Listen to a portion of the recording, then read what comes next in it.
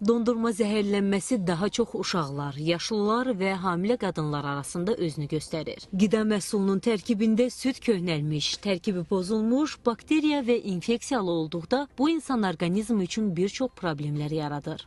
Bunlar isə insana demişəm, qida zəhərlənmələri bağırsaq pozuntularına qədər gətirib çıxarda bilər. Hətta o qədər ciddi şəkildə mədə-bağırsaq sıxıntıları ortaya çıxar ki, bir insana çoxlu bulantı, qusma, ishal olarsa, hətta böyrək çatışmazlığı və multiorqan çatışmazlığına qədər gətirib çıxarda bilər.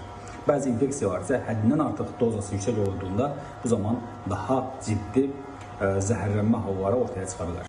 Məsələ ilə bağlı Qida Təhlükəsizliyi Agentliyindən bildirildi ki, qida təhlükəsizliyi haqqında qanuna uyğun olaraq qida məhsullarının etiketlənməsinə dair tələblər müəyyən edilib. Bu tələblərə əsasən məhsulun tərkibi və istehsal tarixi barədə dolğun məlumatlar qeyd olunmalı. Məhsulların etiketlənməsi dəqiq, aydın və istehlakçılar üçün tam başa düşülən formada həyata keçirilməlidir.